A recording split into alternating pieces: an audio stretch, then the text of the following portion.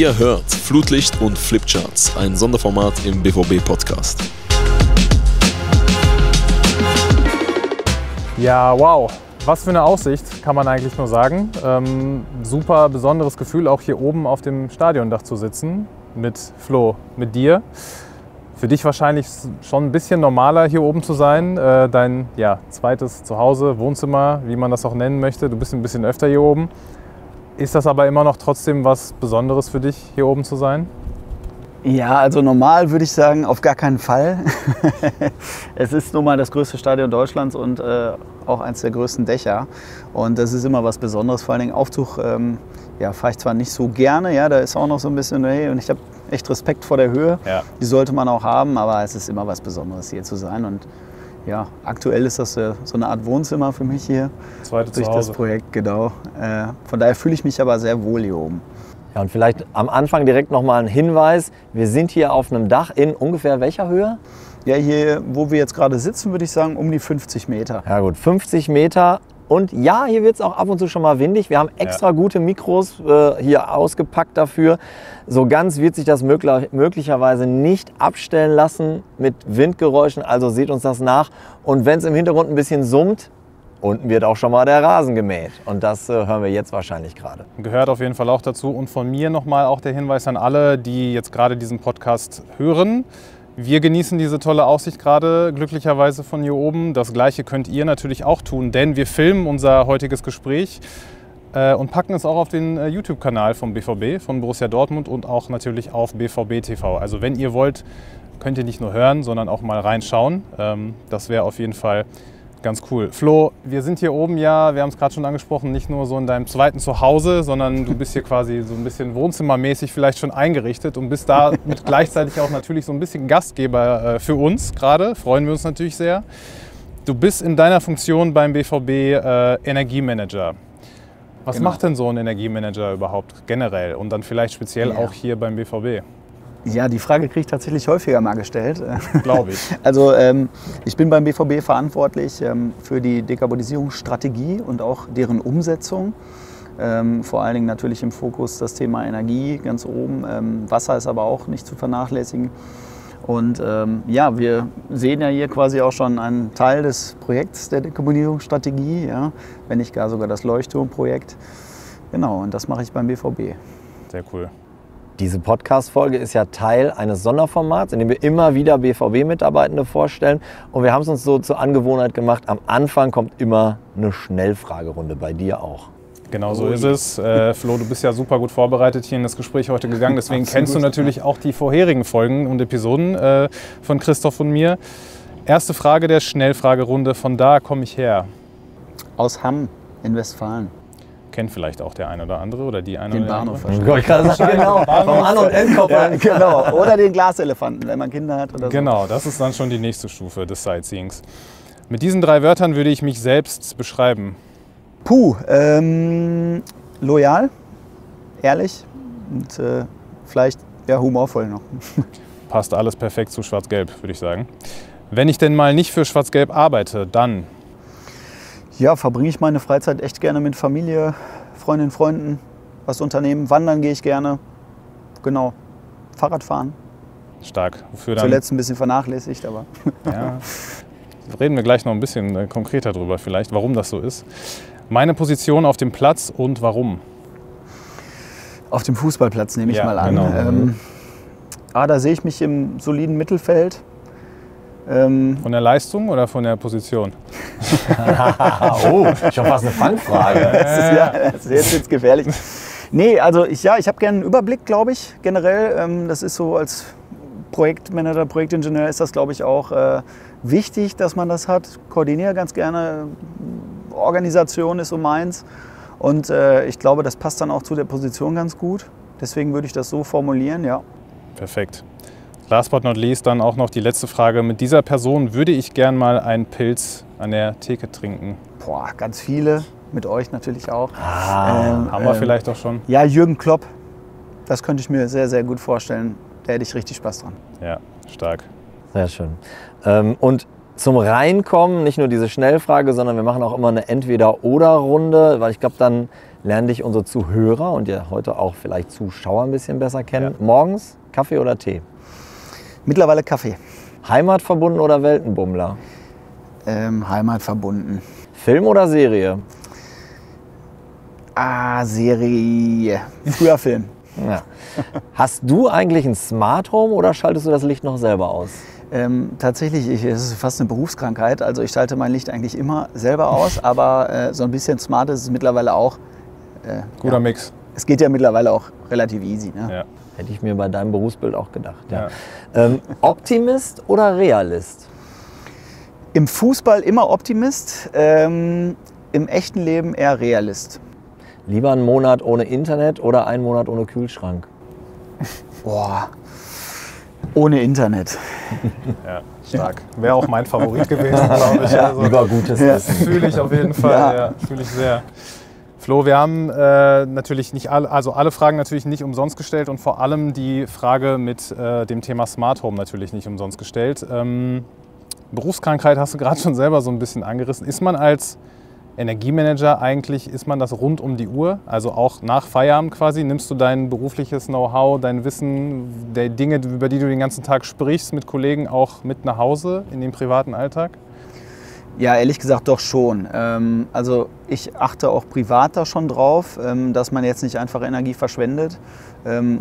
Habe auch Interesse daran, an der Technik alleine, irgendwie, wie funktioniert eine Photovoltaikanlage, was bringt das einem, und das macht schon Spaß. Auch Smart Home, das ist ja mittlerweile total einfach geworden für Leute zu Hause mit einer App, ob sei es die Heizungssteuerung oder irgendwie smarte Lichtsteuerung. Also von daher schon ja. Es ist auch so, dass ich da tatsächlich auch ein paar Freunde habe, die auch Energieberater sind. Ja? Ach, guck mal. Und man tauscht sich mal aus, ist auf jeden Fall spannend. Und den einen oder anderen Freund und Bekannten habe ich auch schon mal dazu beraten oder gebe mal Tipps. Also das begleitet mich auch privat. Stark. Ist auch ein wichtiges Thema, denke ich. Absolut, klar. Ich spreche jetzt mal so durch meine Brille. Dieses Bauwerk ist im Laufe der vielen Jahre als BVB-Fan für mich auch so überhöht. Also es ist für mich nicht nur ein Stadion, es ist so eine Art mystischer Ort geworden. Jetzt bist du in Anführungsstrichen erst seit 2023 beim BVB. Spiegeln dir Menschen manchmal, wie besonders sie das finden, was du tust? Und hast du selber vielleicht auch schon eine besondere Beziehung zu diesem Bauwerk im Laufe der Zeit aufgebaut? Ja, auf jeden Fall. Also ich bin jetzt, wie du schon richtig gesagt hast, seit 1.1.2023 ja beim BVB, bin aber vorher schon immer Fan gewesen. Ja? Und ich konnte jetzt durch diese Position, die auch ja, neu geschaffen wurde beim BVB, halt eben beides vereinen, was mich erstmal unfassbar stolz macht. Und du sagtest gerade hier, dieses besondere mystische Bauwerk, das sehe ich genauso. Das ist für mich das ikonischste Stadion überhaupt. Und natürlich ist das was ganz Besonderes, hier überhaupt zu arbeiten oder jetzt gerade hier auf dem Dach zu sein. Ja, Wahnsinn, echt. Und genauso, keine Ahnung, wenn ich mal mit meinen Eltern gesprochen habe oder so, die finden das auch total mega und freuen sich für mich, dass ich da halt quasi mein Fan-Dasein jetzt auch mit dem Mitarbeiter-Dasein verknüpfen kann und dann halt hier eben das tagtäglich erlebe. Und vor allen Dingen hier ins Stadion zu kommen, ist trotzdem immer was Besonderes für mich. Jeden Tag, den ich hier reingehe oder sowas, ich denke mir immer, wow. Ja, und danach aufs Dach zu steigen, ist, glaube ich, gibt wenig besondere Orte, wo man tätig sein könnte. Vor allem jetzt gerade. Kann ich mir schon gut vorstellen. Du hast ja auch gerade schon erzählt oder angerissen, du kommst ja aus Hamm. Also für die Leute, die das nicht nur durch den Bahnhof kennen oder bestimmte Zugtrennungsprozesse, die kennen das vielleicht auch so oder haben schon mal davon gehört, quasi aus der Nähe. Inwiefern hat dich denn die sehr große Streikkraft vom BVB da schon in deinen Kindes- oder Jugendzeiten erreicht? Also auch als Kind. War da Fußball irgendwie ein Thema schon unter BVB oder eher gar nicht? Ja, schon. Vor allen Dingen in der Grundschule, die ganzen Klassenkameraden, da waren natürlich dann, Hamm ist so ein bisschen zwiegespalten. Ja. Jetzt nicht nur komplett schwarz-gelb, leider nicht. Aber ich sag mal, da kam man schon in Berührung damit. Wobei ich sagen muss, ich habe früher nie Fußball gespielt im Verein. Tatsächlich immer nur hobbymäßig. Und die meisten meiner Freunde haben aber beim Verein gespielt. Ich war trotzdem schon immer Fan. Meine Eltern waren auch erstmal früher zumindest nie die größten Fußballfans. Also woher ich das genau habe, das weiß ich gar nicht. Aber ich kann mich noch 1997 an Champions League-Finale erinnern. Das habe ich auf jeden Fall im Fernsehen geguckt und total mitgefiebert. Und ja, deswegen, also wo es genau herkommt, weiß ich nicht. Das war einfach dieses Schwarz-Gelb, das Logo, ich weiß nicht, diese Magie darum, das hat mich schon immer gepackt. Und das hat mich dann auch immer weiter verfolgt. Und ich war auch Jahre bevor ich hier beim BVB angefangen habe, halt eben Dauerkartengänger. Sehr schön. Und das hat immer Spaß gemacht. Jetzt hast du schon erzählt, was ein Energiemanager macht. Ich frage mich, und ich glaube, viele andere werden sich auch fragen, wie wird man das denn überhaupt? Jetzt für die Position habe ich ein Wirtschaftsingenieurstudium abgeschlossen. Ich glaube 2013 war ich damit fertig, mit Schwerpunkt Energiewirtschaft. Also viel erneuerbare Energien, Kraftwerkstechnik war da auch mit drin und dann leider auch viel Physik und Mathe halt natürlich. Okay. Ne? Also so ein bisschen in der Schule war ich nicht so super in Mathe, musste ich halt mich da ein bisschen auf den Hosenboden setzen. Also ich bin Wirtschaftsingenieur und habe dann durch meine Vorberufe mich immer weiter spezialisiert und bin dann auf dieses Thema Energiemanagement etc. Das war dann so, ich sag mal, mein Steckenpferd und da habe ich mich jetzt mittlerweile, ich glaube dann fast im 12. Jahr bin ich jetzt in meinem Berufsleben, dann eine gewisse Expertise erarbeitet. Es macht Spaß. Was war denn da dein Antrieb, dass du gesagt hast, boah, genau das, da habe ich jetzt Bock drauf, das zu lernen, vor allem wenn du sagst, ich war jetzt nicht so gut in Mathe und diesen ganzen Sachen.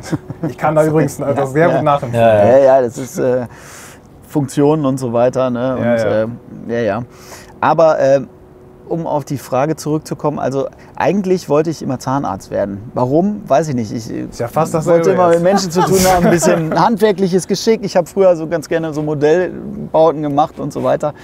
Keine Ahnung. Und da mein Abi aber kein 1,0er Schnitt war, dann bin ich offen und ehrlich, hat sich das dann erstmal erübrigt. Und meine zweite Begeisterung war immer schon Technik. Wie funktioniert das ja auch? Generell Energie ist ja irgendwie, überall steckt Energie drin. Ja? Und irgendwie kam das dann so, dass ich halt diesen Studiengang darüber gelesen hatte und habe dann gedacht, Mensch, das könnte passen. Und dann habe ich dann halt eben angefangen, das zu studieren und habe es bis heute nie bereut, das getan zu haben. Also vor 10, 15 Jahren kann ich mir vorstellen, da hat vielleicht der ein oder andere noch mit der Stirn gerunzelt und gesagt, was, Energiemanager, was ist das denn? Also da hat sich natürlich, brauchen wir nicht drüber reden, viel getan. Und es steht, glaube ich, außer Frage, dass es also ökologisches Gebäudemanagement einen Sinn und Zweck hat und auch definitiv seine Notwendigkeit. Mich würde mal interessieren, weil du hast selber gesagt, 12 Berufsjahre. Inwiefern hast du da auch eine Veränderung im Interesse, in der Akzeptanz an deinem Berufsbild bemerkt? Absolut. Also es ist wirklich komplett geändert. Also am Anfang meines Studiums, das ist immer schon ein wichtiges Thema gewesen und da hat man gemerkt, dass das gerade aufblüht. Ja? Energie ist eine kostbare Ressource, egal in welcher Form. Und wenn wir dann jetzt nochmal, ich sag mal zum Beispiel auch politische Themen mit reinnehmen würden, haben wir auch vor einigen Jahren dieses ganze Heizungsgesetz, was übrigens gar nicht Heizungsgesetz heißt, das heißt Gebäudeenergiegesetz. Und dadurch kam da natürlich ein ganz anderer Wind rein. Ja? Auch, dass das Thema in der Politik präsent wurde. Es hat dann jeden interessiert, vor allen Dingen dann Energiekrisen, steigende Energiepreise. Ja, wenn es ans Portemonnaie geht, denkt man natürlich auch daran, worüber geht's, worum geht's. Und das ganze Thema Energie, ja, wir haben halt eben, wie Herr Watzke gesagt hat, nur einen Planeten, auf dem man Fußball spielen kann und den sollten wir uns nicht zerstören. Und aus dieser Hinsicht ist das Thema ohnehin omnipräsent geworden. Und ganz wichtig, also der Wandel, man hat es extrem gemerkt. Wir haben es jetzt schon mehrfach angeschnitten, aber einer der Gründe, natürlich, wir wollen dich kennenlernen in dieser Podcast-Folge, aber wir haben dich ja vor allen Dingen auch ausgewählt, weil du gerade ein Großprojekt mitbetreust, mitgestaltest, mitgeplant hast, sehr wahrscheinlich sogar, das wirklich seinesgleichen sucht. Also erzähl mal, was passiert hier? Man kann es ja teilweise auch schon sehen. Was passiert hier gerade auf dem Dach des Stadions? Ja, natürlich, sehr gerne. Das ist tatsächlich, würde ich sagen, ist das eins der Leuchtturmprojekte auch überhaupt wenn nicht überhaupt das Leuchtturmprojekt aus der Dekarbonisierungsstrategie. Wir bauen hier gerade die weltgrößte Aufdach-PV-Anlage auf einem Stadion. Und die wird eine Leistung haben von 5,009 Megawatt Peak. Sehr genau. Ja, mit den Modulen natürlich das so gelegt, dass wir es hinbekommen.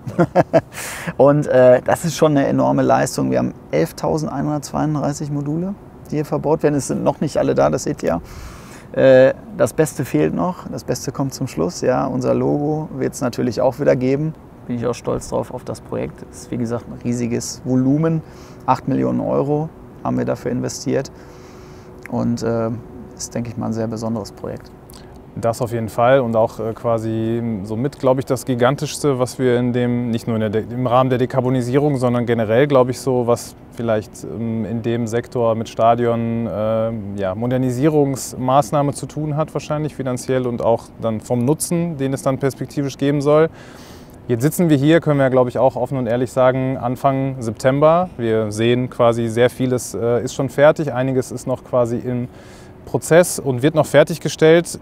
Ab wann kannst du denn oder könntest du sagen, wird denn diese Anlage wirklich dann voll funktionsfähig quasi Strom liefern können für den Nutzen, für den wir das dann vorgesehen haben? Also einmal müssen wir splitten, das ist nicht nur die Anlage hier auf dem Dach, wir werden auch noch einen riesigen Batteriespeicher bekommen, der dann die Energie, die wir zum Beispiel in der Sommerpause, wo wir vielleicht etwas oder keinen Spielbetrieb haben, weniger Energieverbrauch haben, halt eben noch zwischenspeichert und für uns wieder nutzbar macht. Das gehört also auch noch dazu, deswegen müssen wir da ein bisschen unterscheiden. Klares Ziel ist Ende September, Anfang Oktober jetzt mit dieser Anlage hier in Betrieb zu gehen, um einfach auch noch Sonne mitzunehmen. Ja. Nun liegen hier so viele Module schon auf dem Dach, sind auch schon alle verkabelt, aber es ist halt nicht nur die Dachmontage, sondern wir haben natürlich auch noch die gesamten Stromleitungen, die gelegt werden müssen, die Wechselrichter, PV-Trafos und das ist natürlich alles in einer anderen Größenordnung, als es jetzt vielleicht auf einem Einfamilienhaus der Fall wäre. Der Trafo ist übrigens gestern, der PV-Trafo, angeliefert worden. Mit dem kleinen Trafo-Haus wiegt er zusammen 8 Tonnen. Ne? Der Batteriespeicher wiegt 36 Tonnen, also muss man sich vorstellen. Da kommt dann natürlich auch ein kleinerer Kran, der dann hier anliefert. Wir sprechen hier in ganz anderen Größenordnungen.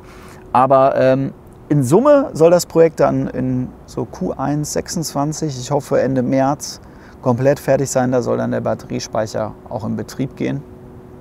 Und vielleicht noch ergänzen, du sagtest gerade Nutzen aus der Anlage. Ist natürlich interessant zu wissen, wir werden dann so roundabout 45% unseres jährlichen Strombedarfs ausschließlich aus dieser Anlage beziehen. Und dann, sag mal, CO2-frei. Ne? Ja, das ist stark. Das ist schon eine enorme Nummer. Ja. Und logischerweise habe ich ja jetzt gerade vom Energiebezug gesprochen und Eigenverbrauchsoptimierung und CO2 sparen wir da natürlich auch noch extrem mit. Das sind ca. 1700 Tonnen pro Jahr, die wir einsparen. Das sind 50% allein des Stadions, werden wir dann einsparen. Jetzt mal so wirklich vom Draufgucken fällt ja vor allen Dingen erstmal auf, es sind de facto mehr, es liegt was auf der Ecke, es liegt vor allen Dingen auch, liegen sie auf der Süd. Das war ja vorher nicht der Fall. Jetzt frage ich mich natürlich also als Laie, weil du gesagt hast, es ist so viel mehr Strom, was wir daraus gewinnen werden. Ist einfach die Technik besser oder liegt es daran, dass wir deutlich mehr von den Platten aufs Dach legen? Sowohl als auch. Also wie die meisten ja wahrscheinlich wissen, wir hatten ja vorher bereits schon eine PV-Anlage auf dem Dach. Die hatte 0,924 Megawatt Peak.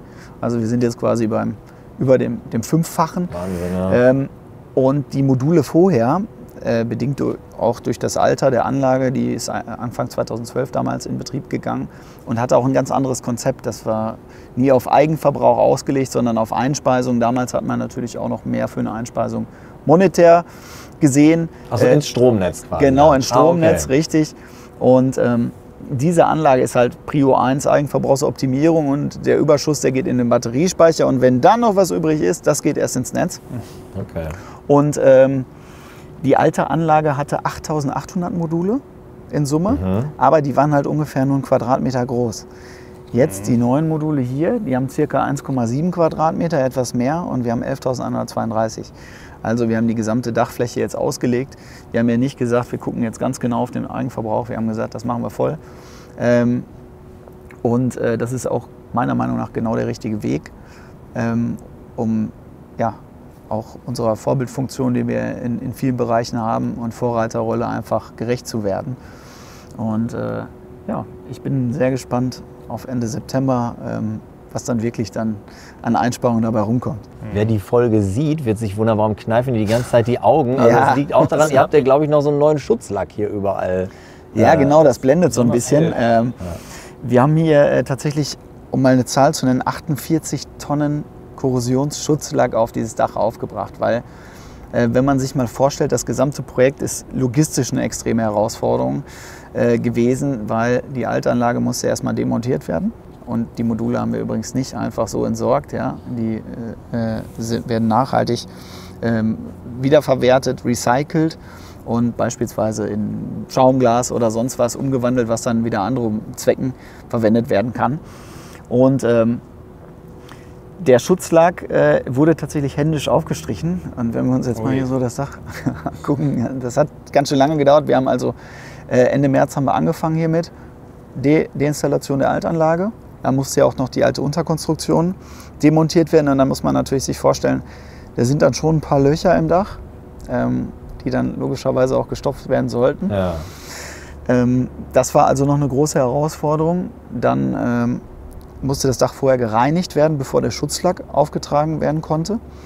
Das haben wir tatsächlich mit riesigen Industrie-Hochdruckreinigern haben wir hier das Dach sauber gemacht und dann halt auch eben für die Zukunft saniert. Ja? Man muss ganz klar sagen, wenn man jetzt salopp formuliert das Dach zuklatscht mit Modulen und ich hätte irgendwie einen Korrosionsschaden, ein Rostloch, da komme ich ja dann so nie wieder so gut dran. Ne? Und das war dann der Hintergrund, dass wir dann entschieden haben, dass wir das noch machen und diesen Korrosionsschutzlack, der schließt automatisch auch Mikrorisse im Dach oder potenzielle Mikrorisse und sorgt halt eben dafür, dass das Dach halt eben nicht anfängt zu rosten. Und es sieht noch cool aus. Ich denke da immer so an unsere Kohle-Stahl-Optik. Sondertrikot, der Schutzlack ist Silber, hat dann auch noch den Effekt einmal, dass es reflektiert, wie wir merken, da wir die ganze Zeit die Augen zukneifen und die Module dann aber von diesem Effekt noch profitieren. Okay. Ja, das sind Glas-Glas-Module, also selbst von unten die Reflexion erzeugt dann noch, wenn auch im minimalen Bereich, aber noch Energie. Was alle geht. Ich habe jetzt schon so viel gelernt, ich weiß gar nicht, wie ich das alles gleich nach dem Gespräch verarbeiten soll. Aber das kriege ich schon hin. Noch haben wir ein paar Fragen. Noch haben wir ein paar Fragen, genau. Das kann dann ein bisschen noch sacken.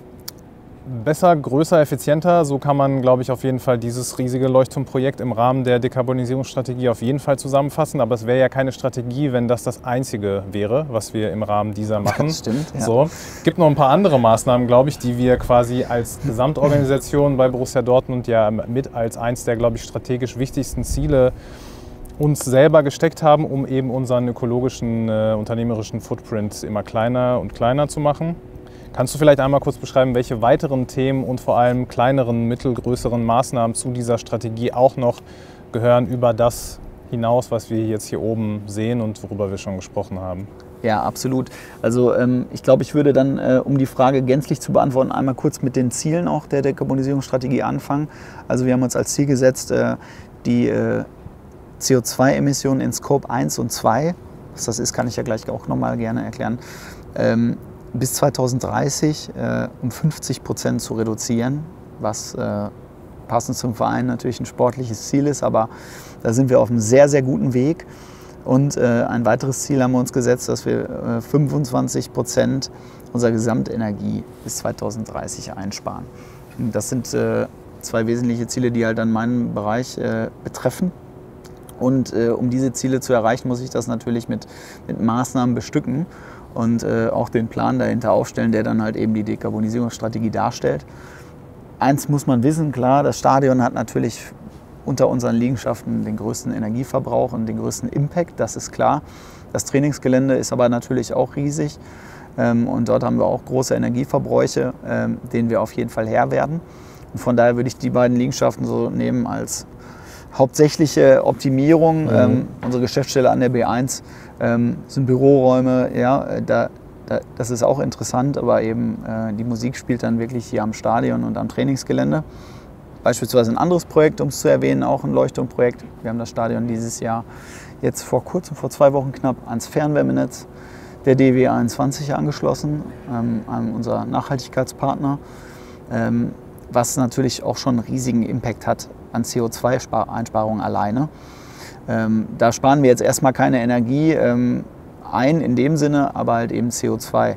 Und da sind wir circa bei so um die 600 Tonnen CO2-Einsparung und das ist schon enorm. Und wie gesagt, gerade 1700 Tonnen PV-Anlage, wenn man das jetzt mal umrechnet, ich nehme mal so als Beispiel 1 Tonne CO2, dafür muss eine Buche 80 Jahre lang wachsen. Okay. Ne? Und wenn ich jetzt 1700 Tonnen mir da reinziehe und dann sage ich mal 80 Jahre, dann sind das, glaube ich, nach Adam Riese 136.000 Buchenjahre. Viele Buchen, die lange wachsen pro Jahr, müssen. genau, die wir da einsparen. Und wie gesagt, das Projekt Fernwärme hier, damit sparen wir auch ca. 600 Tonnen ein. Also sind wir in Summe dann schon bei 2300 Tonnen pro Jahr. Das ist schon enorm. Und dann haben wir wiederum quasi 3/4 hier am Stadion an Emissionen eingespart und das ist schon ein enormer Aufschlag. Dennoch ist das nicht das einzige Projekt, was hier zusätzlich natürlich umgesetzt wird. Wir haben vorhin über smarte Geschichten gesprochen, auch das ist im Stadion angekommen. Und smarte Beleuchtungssteuerung, vor allen Dingen in den VIP-Ebenen. Das kann man sich so vorstellen, dass wir es einmal logischerweise über die Gebäudeleittechnik steuern können, aber auch ein Tablet in jeder VIP-Ebene hängen haben, wo man dann halt eben beispielsweise eine Spieltagsbeleuchtung hat, das nenne ich mal Festbeleuchtung. Ja. Und dann aber auch eben, wenn beispielsweise eine Reinigung stattfindet, eben diese Festbeleuchtung nicht mehr notwendig ist. Ja? Und wir dann einfach sagen, okay, jetzt switchen wir auf Putzbeleuchtung und dann ist nur noch Korridor XY oder der Bereich, wo halt eben gereinigt wird, an. Und unsere Logos erstrahlen vielleicht nicht mehr ganz in dem Glanz, wie sie sonst erstrahlen. Das spart aber dann auch enorme Energie ein. Ne? Und das sind dann so kleinere Projekte oder generell das Senken der Vorlauftemperatur. Wir haben jetzt ja unsere Gasheizung hier rausgeschmissen, im Sinne der Dekarbonisierung an Fernwärme angeschlossen, wollen aber natürlich auch noch den Fernwärmebezug reduzieren, sprich weniger Energie verbrauchen und die Temperatur, die wir auch zu Hause bei Heizungsanlagen haben, halt eben runterfahren. Und dazu habe ich hier verschiedene Maßnahmen eingeleitet, um beispielsweise dezentrale Wärmespeicher entfernt aus dem Stadion und durch andere Technologien substituiert, beispielsweise an manchen Stellen Wärmepumpen oder bestimmte Küchenbereiche im Stadion, die halt eben warmes Wasser brauchen für den Küchenbetrieb.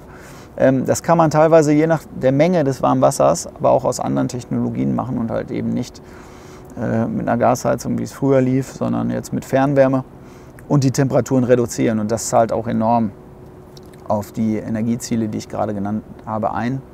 Logischerweise LED-Beleuchtung. Ja, ich glaube, das kann jeder verstehen. Ja. Ne, da sind wir jetzt, ich würde sagen, zu 99% im Stadion mit durch. Wir haben noch ein paar kleine Ecken, auch in den Treppenhäusern, wo wir gerade noch die letzten Lampen austauschen. Dann sind wir komplett im Stadion auf LED-Beleuchtung umgestiegen. Werden an den einen oder anderen Stellen auch nochmal, wie man das vielleicht auch kennt, mit Bewegungsmeldern arbeiten, Präsenzmelder, Tageslichtsensoren. Wichtig ist natürlich bei so einer Immobilie auch die Sicherheit. Deswegen leuchtet hier auch manchmal so viel, weil es einfach auch Sicherheitsbeleuchtung ist, die durchgehend anbleiben muss. Aber das sind alles so Sachen, die dann halt eben nebenher, sage ich mal, als einfach Projekte mal so noch laufen. Ja. Genau. Ja, krass. Dann würde ich vielleicht noch ein wichtiges Thema erwähnen. Mit unserem Champion-Partner Vilo haben wir beispielsweise das Thema Wassereffizienz auf dem Schirm, aber auch Hocheffizienzpumpen. Wir haben alle Pumpen im Stadion. Das waren teilweise noch an manchen Stellen alte, ungeregelte Pumpen gegen neue, moderne, hocheffiziente Pumpen ausgetauscht. Was natürlich eine enorme Energieeinsparung mit sich bringt. Und als Beispiel so eine alte, ungeregelte Pumpe, wenn man die austauscht gegen eine moderne, kann man so sagen, kann teilweise bis 70% Energieeinsparung da mit sich bringen. Das ist lustig, weil jetzt hast du quasi mit deinen letzten Sätzen hast du meine nächste Frage schon mehr oder weniger beantwortet. Also vielleicht willst du da noch mal kurz drauf eingehen, weil ich mir natürlich vorstellen kann, wir haben das große Glück, dass wir ein unverwechselbares Stadion haben. Absolut. Aber eben auch ein Stadion, was peu à peu gewachsen ist und wo mit Sicherheit hier noch Dinge verbaut sind, die noch aus den 70ern sind. Das muss für dich ja herausfordernd sein. Ja, absolut. Da sprichst du tatsächlich ein wichtiges Thema an. Durch das stetige Wachsen des Stadions sind natürlich auch verschiedene Technologiestände miteinander verknüpft worden. Ich nenne das immer so salopp Flickenteppich. Ich sag mal, mittlerweile haben wir da sehr, sehr viele Themen glattgezogen. Die Gebäudeleittechnik, die dann auch mittlerweile mal in die Jahre gekommen war, die werden wir jetzt komplett erneuern und dadurch logischerweise auch viel energieeffizienter werden, aber auch in unserer Steuerung einfach besser und übersichtlicher. Mittlerweile haben wir so Themen wie KI und etc., smarte Steuerung. Sowas wird natürlich in den nächsten Jahren immer mehr Präsenz zeigen. Und das macht es tatsächlich teilweise mal schwieriger, wobei wir jetzt einige Pumpen, zum Beispiel um dieses Vilo-Thema nochmal aufzugreifen, die jetzt erst 6, 7 Jahre alt waren und vielleicht noch nicht die energieeffizienteste Variante, aber schon hocheffizient. Da haben wir gesagt, die tauschen wir dann tatsächlich erst am Ende der Lebensdauer aus Nachhaltigkeitsgründen, weil es ist auch irgendwie Quatsch, eine 5 Jahre alte Pumpe rauszuschmeißen, weil man sagt, man macht jetzt alle neu. Die ganzen alten natürlich schon. Aber wir haben ja so den einen oder anderen Heizungsraum von 1974 noch gehabt. Den haben wir aber jetzt quasi alles substituiert und durch neue Technologie ersetzt. Schön. Du hast jetzt schon ganz, ganz viel beschrieben, was wir als Club machen, um diese über 50 Jahre alte ikonische Immobilie zukunftsfähig zu machen oder sie instand zu halten. Und das steht ja auch so im weitesten Sinne so ein bisschen sinnbildlich für die grundsätzliche Strategie von Borussia Dortmund, einfach zukunftsfähig generell zu bleiben als Organisation, nicht nur was Energie oder Ökologie angeht, sondern im Großen und Ganzen. Deiner Meinung nach, was würdest du, wenn dieses ganze PV-Großprojekt jetzt mehr oder weniger abgeschlossen ist? Du hast es gerade schon ein bisschen ausgeführt, was dann vielleicht zukünftig in anderen Teilbereichen noch möglich wäre oder notwendig wäre, vielleicht so erstmal, an anderen Baustellen da vielleicht noch besser, effizienter und einfach zukunftsfähiger noch zu werden, wenn solche Großprojekte dann vorbei sind. Vieles läuft ja parallel, hast du ja gerade schon Ja, absolut. Also es laufen natürlich gerade schon, wie gesagt, viele Projekte nebenher, aber ich möchte noch mal ganz kurz erwähnen, quasi durch die PV-Anlage haben wir ja gar nicht weniger Verbrauch. Wir haben nur weniger Bezug aus dem Netz.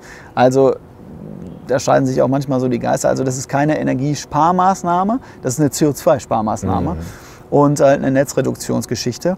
Die anderen Maßnahmen zahlen dann tatsächlich darauf ein, dass wir halt den Energieverbrauch, den wir noch aus dem Netz beziehen, halt eben verringern.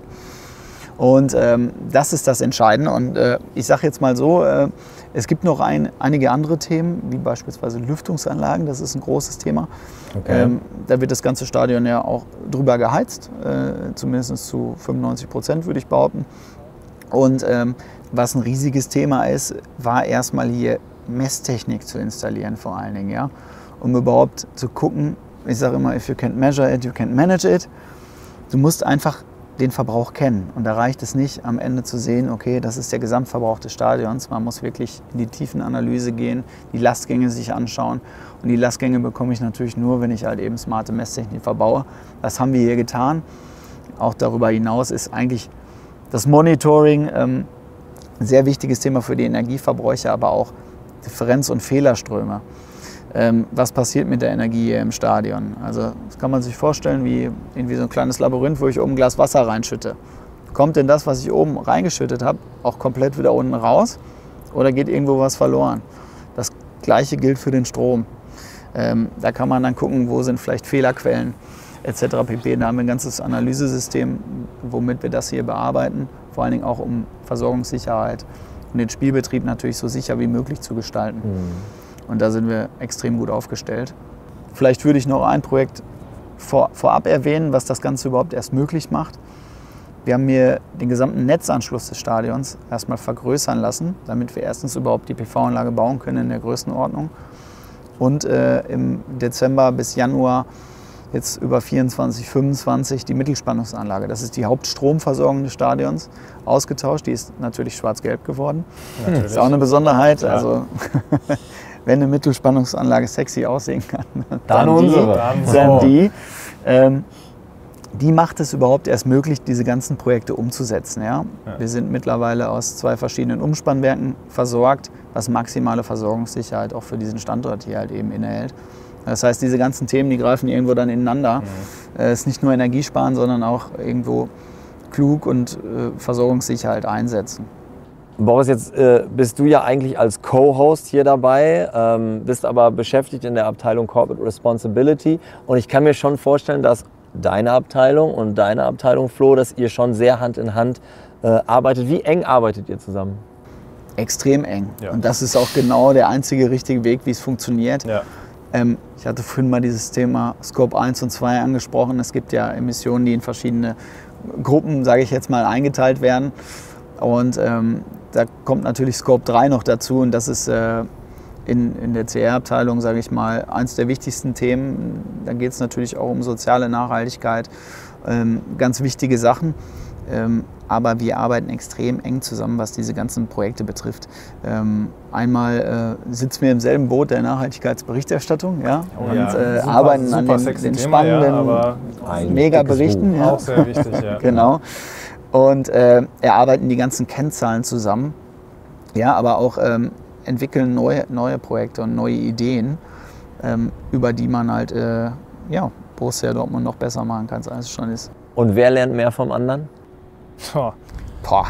Da kann man ja nur falsch antworten. Ich kann persönlich für mich sprechen nur und Flo kann da gerne gleich ergänzen. Also ich für meinen Teil habe das hier gerade schon ein bisschen angerissen. Also was Energie und Umwelt und diese ganzen ökologischen Themen angeht, muss ich ganz klar sagen, ich von einerseits Florian, andererseits auch von meinem Kollegen Sebastian Kritzanowski, der ja als Umweltmanager quasi der Gegenpart ist zu dem, was Florian in unserer Direktion Organisation ist. Und zur Bedeutung quasi der Zusammenarbeit zwischen den einzelnen Abteilungen habe ich immer so ein bisschen mein Parade-Lieblingsbeispiel, dass ich glaube, Florian und Sebastian relativ gleichzeitig angefangen haben beim BVB zu arbeiten und ab Tag 1 quasi Best Friends for Life waren und quasi nur noch so durch die Geschäftsstelle zusammengelaufen sind. Wir haben gerade zusammen Mittagspause gemacht. Also ist natürlich auch ein bisschen überspitzt, aber irgendwo auch wahr, weil das sind natürlich Themen, ökologische und energetische, die super krass ineinander greifen und da es auch, Flo hat es gerade gesagt, einfach nur sinnvoll ist, das nicht anders zu handeln als so, wie wir es machen, obwohl wir jetzt nicht in der gleichen Abteilung arbeiten. Das betrifft andere fachübergreifende Themen auch, was die soziale Dimension der Verantwortung angeht, vieles andere auch. Aber gerade im ökologischen Bereich sind das ja so viele verschiedene Schnittstellen, Liegenschaften und alles, was dazugehört. Da wird es einfach überhaupt gar keinen Sinn ergeben, da irgendwelche Alleingänge unsererseits als Abteilung zu machen, einfach nur, weil wir für uns beanspruchen, ja, wir sind jetzt hier die Experten und wissen alles besser, sondern wir haben Experten in vielen verschiedenen Fachbereichen. Flo ist einer davon, der in diesem ganzen Thema super viel versteht und da sind wir auch einfach gegenseitig quasi auf unser gegenseitiges Know-how einfach angewiesen und das ist am Ende ja was Borussia Dortmund als Ganzes einfach nur als Benefit zugutekommt und uns allen natürlich dann genauso auch. Ja, absolut. Eine richtige, wichtige Schnittstelle sind die ISO-Normen.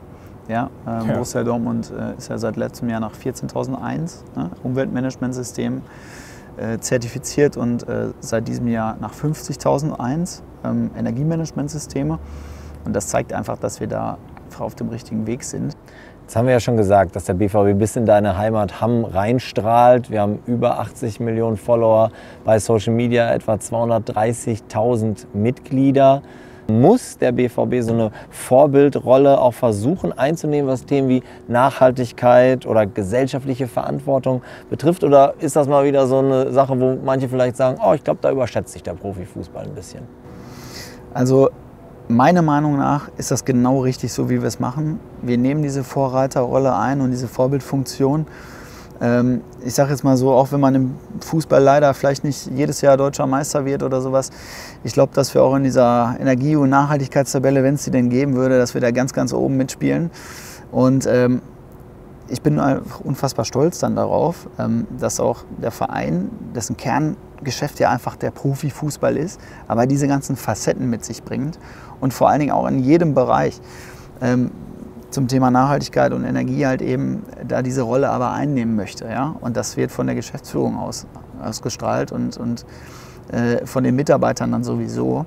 Und das macht unheimlich Spaß, dass man auch diese Projekte dann umsetzen darf, ja? und planen darf. Natürlich muss das alles wirtschaftlich Hand und Fuß haben. Aber mit diesen Projekten nehmen wir definitiv diese Vorreiterrolle ein. Und wie gesagt, also das Dekarbonisierungsbudget, da sind wir bei über 24 Millionen Euro, was wir investieren werden jetzt in den nächsten Jahren. Das muss man sich auch mal überlegen. Das macht sicherlich nicht jedes andere Unternehmen genauso. Und ich denke, dass wir uns in dieser Rolle auch sehr wohlfühlen und das sehr, sehr gut können. Florian, die letzte Frage kann eigentlich nur lauten, wer schon mal auf einer Großbaustelle war, seid ihr denn auch im Plan? Es gibt nur richtige Absolut, Antworten. Da gibt es ja nur die Antwort, klar. Sind wir? Nein, sind wir tatsächlich. Also ursprünglich, ich bin mal ganz offen, war eigentlich Ende August das Ziel. Wir hatten extrem Glück mit dem Wetter bis auf 2 Wochen. Und eine Woche Urlaub müssen die Jungs natürlich auch mal hier haben. Das ist ganz klar. Und deswegen haben wir jetzt Ende September im Fokus Und ja, wie ihr ja seht, sieht es auch schon relativ voll aus auf dem Dach. Also da sind wir voll auf Kurs. Super, Flo. Sehr gut. Dann sage ich stellvertretend für Christoph und mich und alle, die zugehört und zugeschaut haben, hoffentlich auch. Vielen lieben Dank erstmal für deine Zeit. Danke auch, dass wir das hier oben überhaupt machen durften. Das ist auch alles andere als eine Selbstverständlichkeit, glaube ich. Danke. Ich glaube, sehr viele spannende Eindrücke, Insights, Themen, Dinge, die vielleicht die Leute draußen so noch nicht gehört haben. Ich auf jeden Fall nicht. Ja, und von mir an euch noch der Hinweis, wenn euch diese Folge gefallen hat, hört euch gerne auch die anderen Folgen an, die wir schon gemacht haben oder die Kollegen Robin und Timo mit BVB-Mitarbeitenden. Ihr findet sie überall, wo es Podcasts gibt, unter den Stichworten Flutlicht und Flipcharts.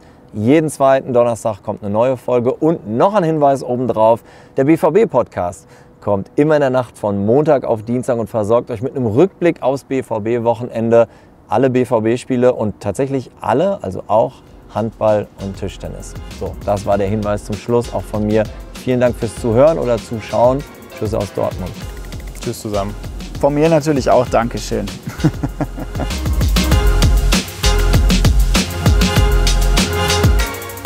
Das war's schon wieder. Lasst gerne eine 5-Sterne-Bewertung für den Algorithmus da und kommentiert die Folge. Danke und bis bald.